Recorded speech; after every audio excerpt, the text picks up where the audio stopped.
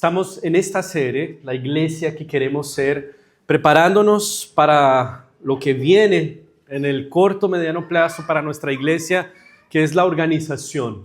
Ser una iglesia con gobierno local, propio, para gobernar y pastorear la iglesia. ¿Ya? Entonces nos estamos preparando en ese sentido, estamos preparando presbíteros y hoy nos metemos de lleno en la epístola del apóstol Pablo a Tito. ¿Ya?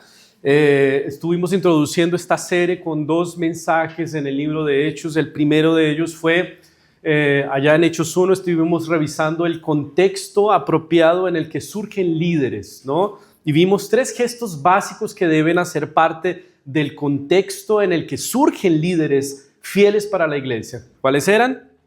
¿Recuerdan? Oración, comunión y escritura. Es en ese contexto que los líderes surgen.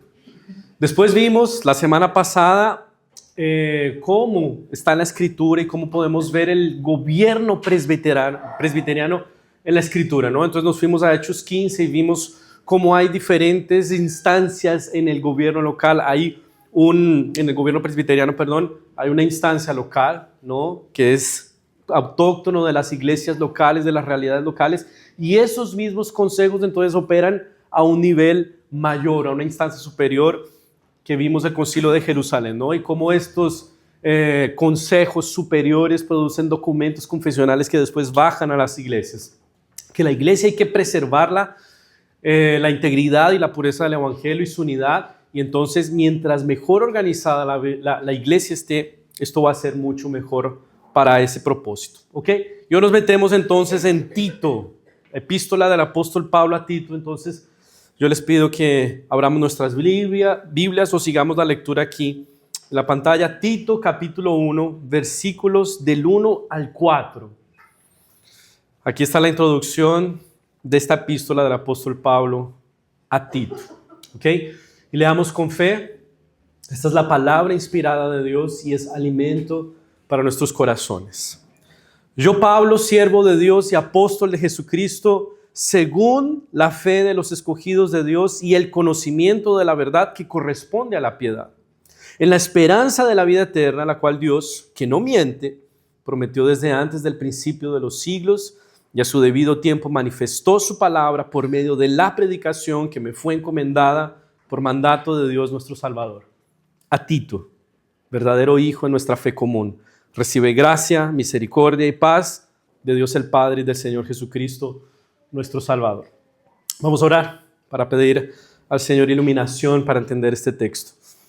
Padre Santo, agradecemos la oportunidad que nos das en esta mañana de ser expuestos a tu palabra y reconocer en ella, Señor, que nuestra salvación ha sido una obra tuya, una lección tuya, Señor, una esperanza que tú has asegurado y has prometido, Señor.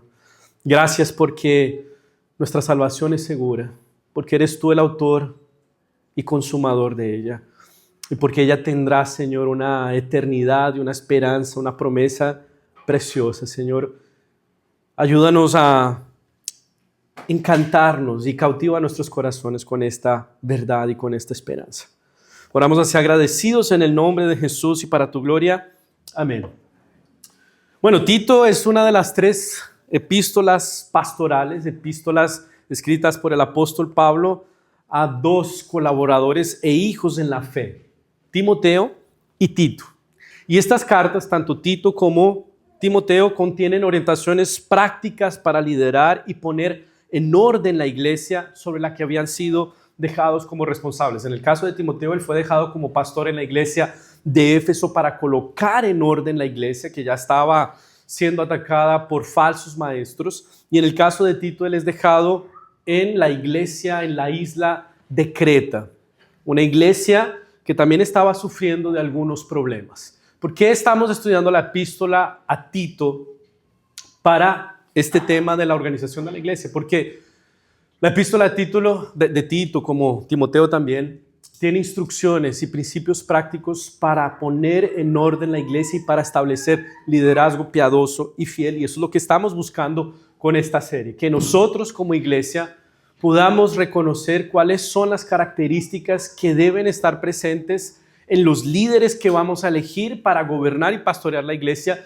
y cómo de un liderazgo bíblico bien elegido, hombres temerosos, sabios, entonces se desprende una iglesia piadosa. ¿Ok? Por eso estamos estudiando Tito. ¿Ok?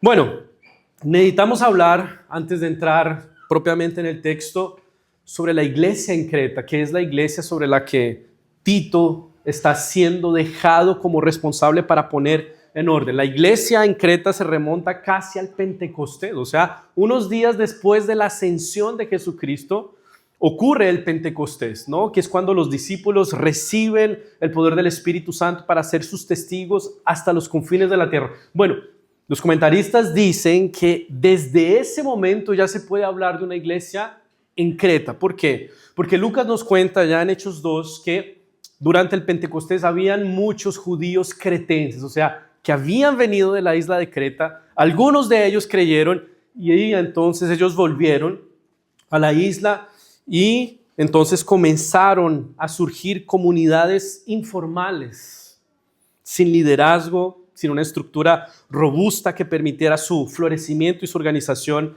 consistente para su progreso en la fe y para hacerle frente a las amenazas. Vimos cómo una iglesia organizada semana pasada le hace frente a lo que la amenaza, ¿no? Y cuando Pablo y Tito llegan a Creta, entonces encontraron una comunidad, por así decirlo, artesanal, informal, que ya tenía alrededor de 30 años de historia. El Pentecostés sucedió en el 33 después de Cristo, ¿no? Casi con la muerte de Jesucristo, o sea, un tiempo después de la muerte, resurrección y ascensión. Y Pablo y Tito llegan por primera vez a Creta 30 años después. Y esta iglesia entonces está lidiando con falsos maestros, con cristianos que han venido del paganismo y están siendo tentados a volver a él o corromper su fe con enseñanzas engañosas diseminadas por esos falsos maestros. Y entonces Tito es dejado allá para corregir todo eso. Y unos años más tarde entonces Pablo escribe esta epístola para animarlo, para recordarle sus responsabilidades y especialmente para dar directrices claras, revestidas de autoridad apostólica, para establecer liderazgo fiel a la palabra de Dios. Liderazgo que por su predicación y enseñanza entonces promoviera en la vida de la iglesia santidad, piedad y buenas obras también para fuera de la iglesia. Y esta responsabilidad suponía un gran desafío a Tito por la propia cultura de la isla de Creta. Bueno, en realidad cualquier lugar en este mundo caído supone un desafío para el florecimiento del evangelio, a no ser por una intervención soberana de Dios. Sin embargo, hay lugares más difíciles que otros. Una cosa es el florecimiento del evangelio en Corea del Norte o aquí en Chile, ¿no? Es muy diferente. Hay lugares que son más hostiles a la fe cristiana. Y Creta era uno de esos lugares, muy hostiles. Fíjense lo que dice el versículo 12 del capítulo 1 de Creta. Pablo diciéndole a Tito, uno de ellos, que es su propio profeta, dijo, los cretenses son siempre mentirosos, malas bestias y glotones ociosos. O sea, esa era la misma imagen que los propios cretenses tenían de sí mismos. Personas hostiles a cualquier fidelidad y exclusividad a un Dios que está exigiendo santidad. Son malas bestias, siempre mentirosos, glotones, ociosos. Una síntesis de lo que eran los cretenses. Ese es el contexto de Creta.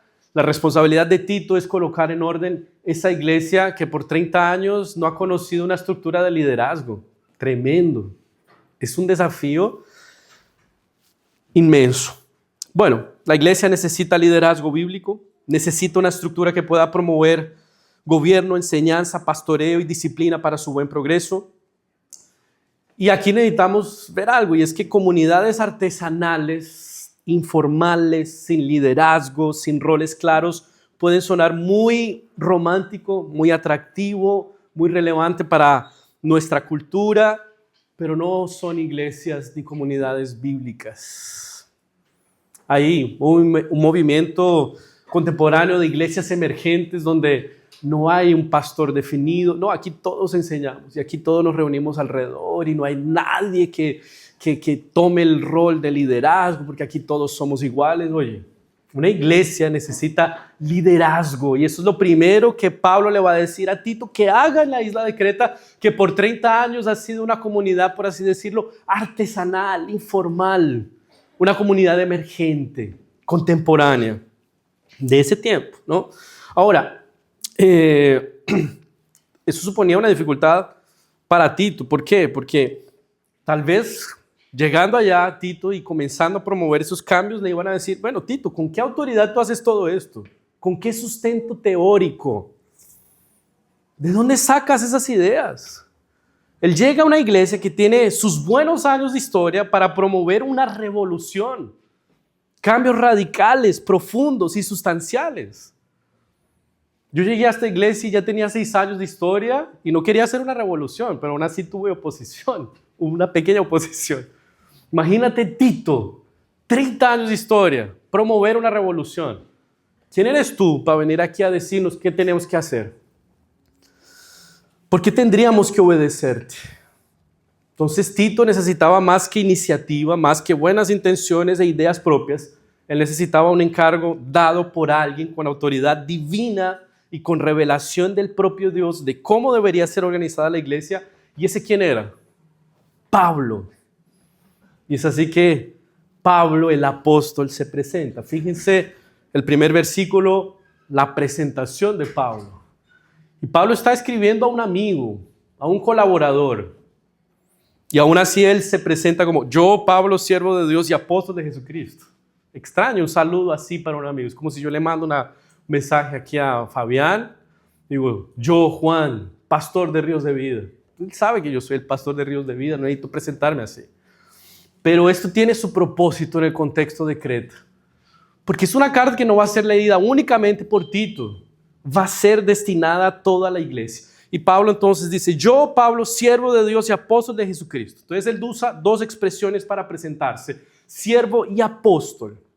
La primera habla de sumisión y es una descripción general de todos los creyentes. Y la segunda de autoridad y es una categoría excepcional para un grupo selecto de hombres. Con relación a la expresión siervo de Dios, entonces Pablo se está identificando como propiedad exclusiva de Dios, comprado por Dios, a servicio de Dios.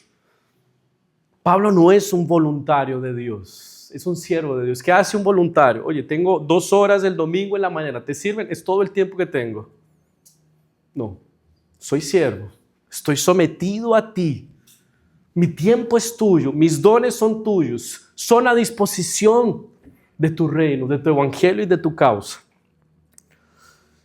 Es alguien que dice, yo soy siervo del único Señor que no explota, no oprime y no mata. Al contrario, soy siervo del Señor que salva y da vida.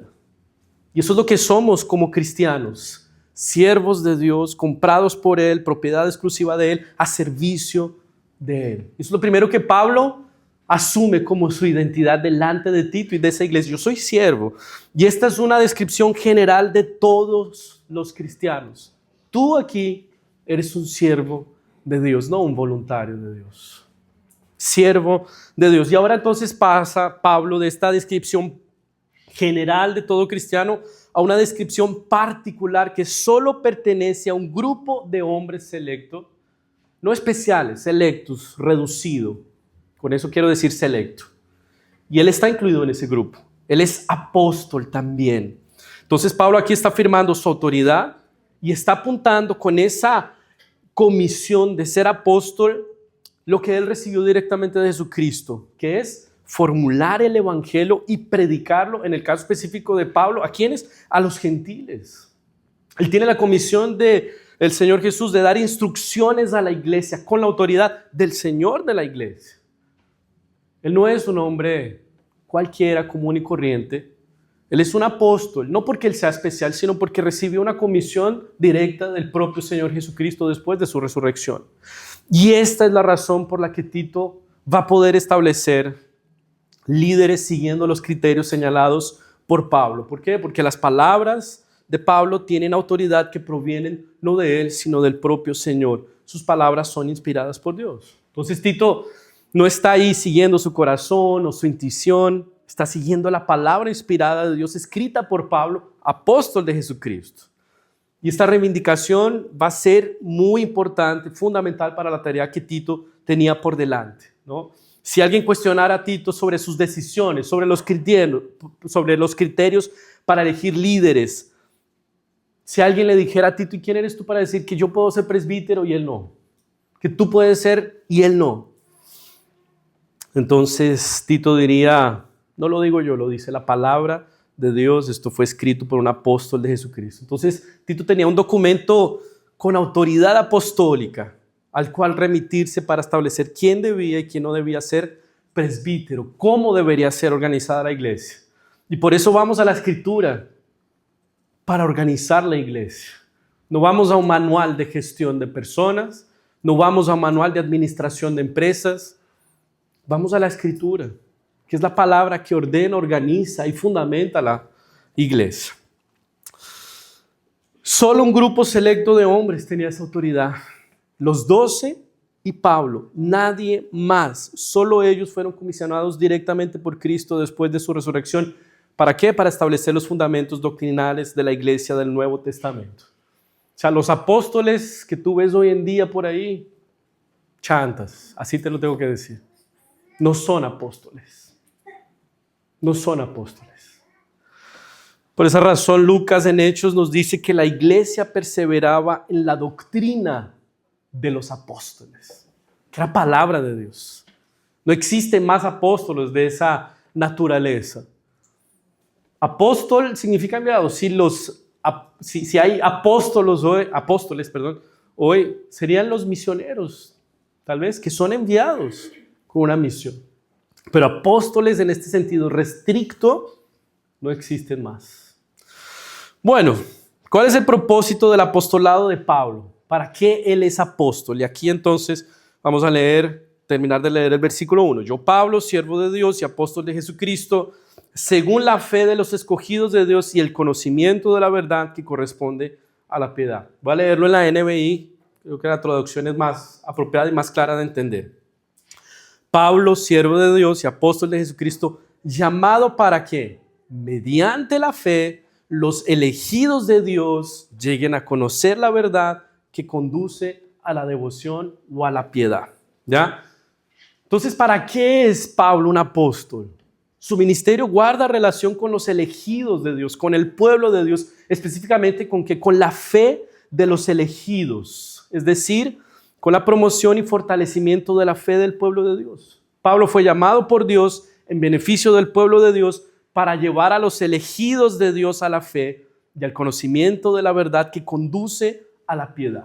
Ese es el ministerio de Pablo. Y aquí necesitamos entonces observar al menos 3 cosas en esta declaración. La primera, la realidad ineludible y tal vez incómoda y controversa para algunos de que Dios tiene sus elegidos, que Dios elige a los suyos y no al contrario. Nosotros no elegimos a Dios, Él nos eligió a nosotros para salvación. Hay elección soberana de Dios para salvación sobre un pueblo. Eso está en la Escritura. Si tú tienes problemas con esta doctrina, lo más sensato es que digas, no entiendo la predestinación. Y no que digas, no hay predestinación en la Escritura. La hay. Es más sensato decir, no la entiendo. Pero hay elegidos, los hay. Pablo es apóstol entonces para promover la fe de los escogidos de Dios. Y la Escritura nos dice que su elección es soberana y libre por pura gracia, por su puro amor y por toda la eternidad. Eso significa que su elección por nosotros no se basa en merecimiento, no se basa en méritos, no se basa ni siquiera en nuestra fe o arrepentimiento, se basa en la gracia soberana, incondicional y amorosa de Dios. ¿Por qué creíste? ¿Por qué respondiste con fe y arrepentimiento al Evangelio? Porque Él te eligió. La madre de la fe y el arrepentimiento es la elección incondicional de Dios, no al contrario. No fue que Dios desde la eternidad pasada entró por los corredores del tiempo y vio, este me respondió con fe y arrepentimiento, lo voy a elegir a él. Hechos nos dice, Hechos 13, y los que creyeron estaban destinados para vida eterna. Lo segundo que necesitamos observar aquí es que el medio por el que Dios llama a la fe a sus elegidos, ¿cuál es? La predicación. Él no solo entonces eligió un pueblo para salvación, Él también eligió la forma en que su pueblo, los suyos, llegarían a la fe, a la salvación. ¿Cómo? Por medio de la predicación del Evangelio. Dios llama a los suyos por medio de la predicación del Evangelio. La fe viene por ¿el oír qué? La palabra de Dios. Y por esa razón tenemos la responsabilidad de anunciar el Evangelio. Por esa razón podemos confiar en que la predicación llamará eficazmente a los elegidos. No es una misión imposible, es una misión posible y eficaz porque Dios tiene entre la ciudad de Valdivia y en el mundo elegidos que van a llegar a la fe por medio de la predicación del Evangelio. Nuestra responsabilidad no es convertir personas. Es responsabilidad del Espíritu Santo. Nuestra responsabilidad, ¿cuál es? Es predicar, anunciar y proclamar el Evangelio. Allá en Hechos 8, Lucas registra cuando Pablo estaba en Corinto y recibe muy fuerte oposición y el Señor viene en una visión y le anima y lo fortalece y le dice: Pablo, no desanimes, sigue predicando el Evangelio porque yo tengo mucho pueblo en esta ciudad. Y de la misma manera sucede aquí. Dios tiene mucho pueblo en esta ciudad y ese pueblo va a llegar a la fe, pueblo que todavía no es pueblo de Dios, pero que llegará a la fe por medio de la predicación del Evangelio. Este entendimiento fue lo que hizo que las misiones modernas, como las conocemos hoy, fueran impulsadas. William Carey, George Whitefield, tantas personas que salieron de sus países y se adentraron en el interior de África, de China y murieron allá. Lo hicieron porque creía que en Dios tenía sus elegidos y que irían a llegar por la predicación del Evangelio. Y lo tercero que necesitamos observar aquí es que habiendo respondido con fe al Evangelio, necesitamos seguir creciendo en nuestro conocimiento de la verdad para tener vidas piadosas, vidas que nos conduzcan a Dios. Recuerden el versículo: Pablo, siervo de Dios y apóstol de Jesucristo, llamado para que, mediante la fe, los elegidos lleguen a conocer la verdad que conduce a la devoción o a la piedad. Justamente porque la verdad ha venido de Dios, ella nos debe conducir inevitablemente a Dios. Y esta era la verdad que Tito necesitaba aplicar para corregir lo deficiente en la iglesia de Creta, para establecer líderes, para producir una vida piadosa. No puede haber santificación y crecimiento espiritual en nuestra vida sin el conocimiento de la verdad. Esto es muy importante porque la verdad de Dios no solo apunta a nuestra mente. Claro que necesita ser aprehendida intelectualmente, pero también apunta a nuestro corazón. Nos transforma, nos corrige, nos capacita para vivir la vida que Dios desea. Nos fortalece en nuestra debilidad, nos consuela en nuestra adversidad, nos conduce a Dios. Entonces, los sermones que puedas estar escuchando, la formación teológica que puedas estar recibiendo, el estudio de la palabra que estés realizando, los libros que estés leyendo, las clases de escuela dominical en las que participas, no las uses apenas para acumular información en tu mente o satisfacer tu curiosidad intelectual. Ante todo, tienen el propósito de llevarte a conocer más a Dios, depender más de Él, rendir tu vida a Él, vivir para Él. Ese es el propósito de profundizar y crecer en el conocimiento de la verdad. Ella necesita abrir camino hasta lo profundo de nuestro corazón y transformarnos. Recuerdo que Daniel me estaba diciendo la otra vez, tuvo clase con un capo de la teología, un tipo que uno estudia ahí, él tuvo clase con uno de esos. ¿Y qué fue lo que dijo? Exacto. Es por esa razón que nosotros queremos estudiar la palabra de Dios. Queremos más de Dios, no queremos volvernos unos cabezudos que ganan argumentos. Queremos más piedad, más devoción por el Señor. Queremos que la Escritura nos acerque al Señor. Felizmente, los que más estudian parece ser a veces que se aleja más. No, el problema no es del estudio, el problema es de la persona. Bueno, como cristianos somos elegidos de Dios, que hemos llegado a la fe porque escuchamos el Evangelio siendo predicado Y en esa verdad que creímos, entonces necesitamos crecer para ser cada vez más conformados a la humanidad que Dios quiere producir en nuestras vidas, que es ser parecidos con Jesucristo, nuestro Redentor perfecto. Y todo esto lo hemos vivido y lo estamos viviendo en una esperanza segura que Dios prometió. Fíjense el versículo 2.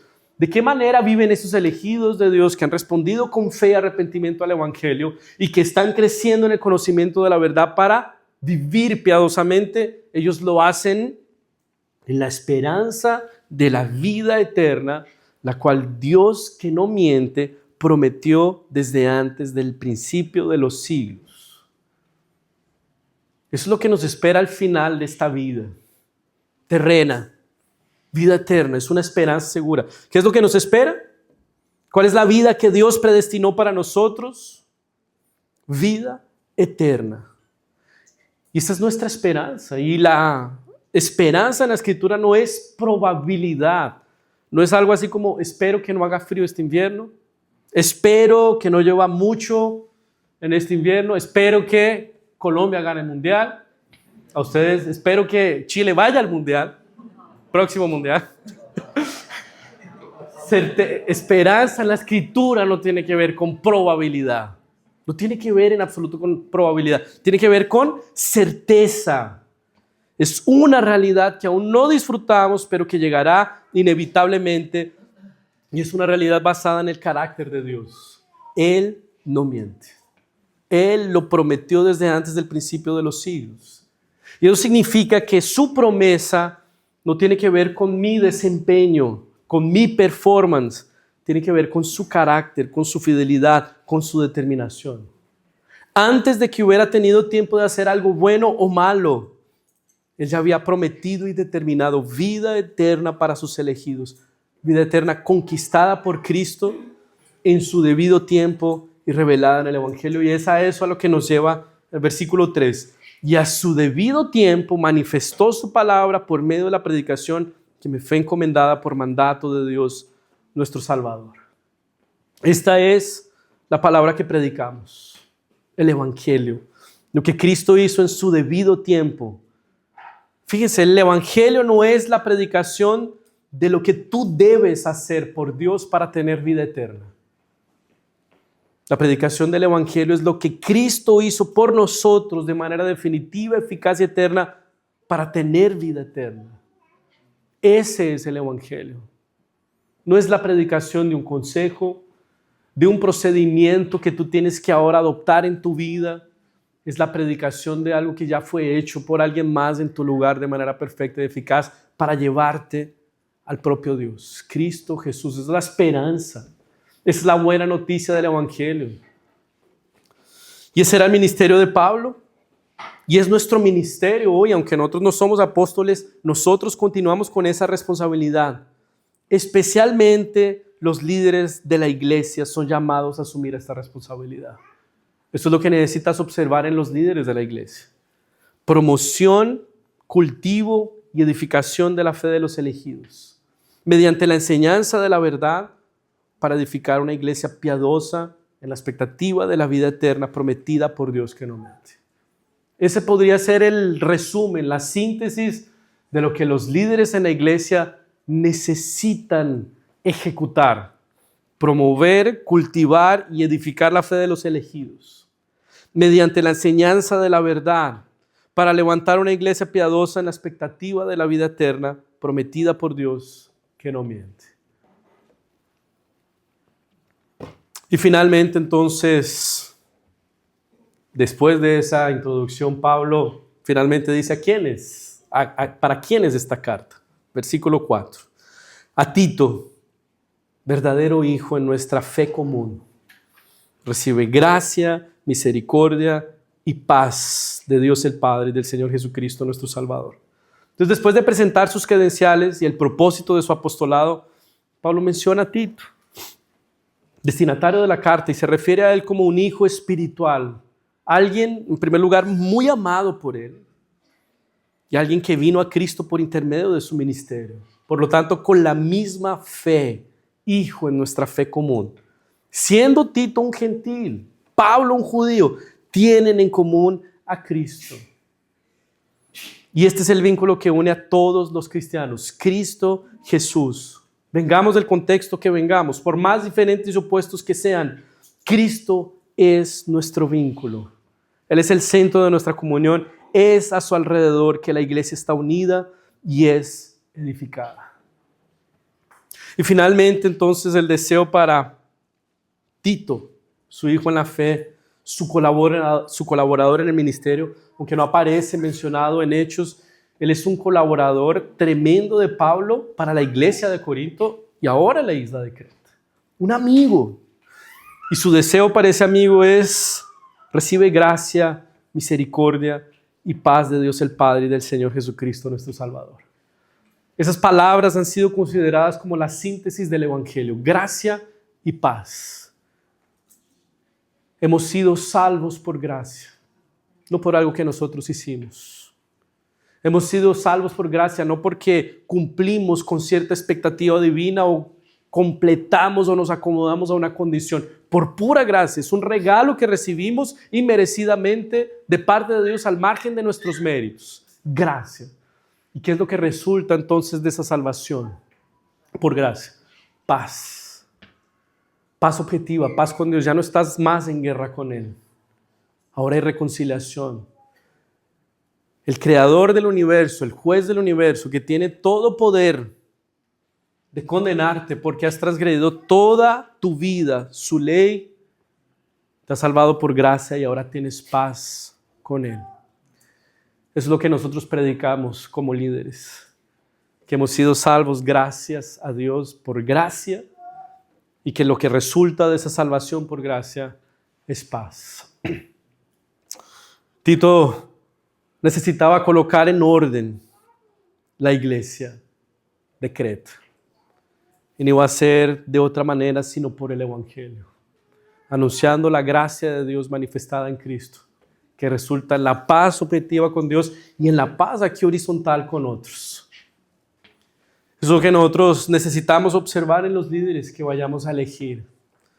Hombres preocupados por cultivar, promover, edificar la fe de los elegidos mediante la enseñanza de la verdad para hacer crecer una iglesia en piedad, sin perder de vista la vida eterna prometida por Dios que tenemos por delante.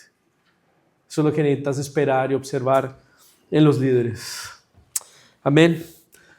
Vamos a orar, mis hermanos, para pedir al Señor su bendición sobre esta palabra. Gracias, Padre Santo, Señor, porque tú nos has elegido, Señor, por pura gracia, Señor. No podemos sacar pecho de esto. Es una contradicción enorme hacerlo. Porque la elección no habla de nosotros, habla de tu gracia. No tiene que ver con nuestras obras, tiene que ver con tu fidelidad y amor.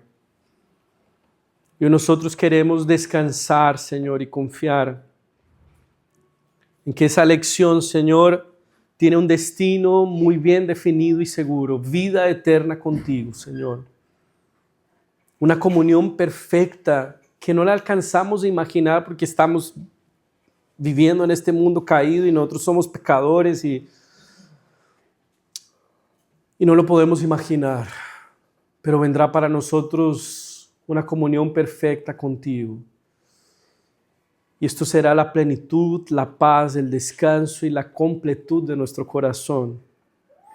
Sí, mientras que no llega ese momento, estamos lidiando con nuestro pecado, con nuestra reincidencia, con la frustración de no ser aquello que queremos ser, con una insatisfacción crónica, hasta que nos encontremos contigo plenamente, Señor.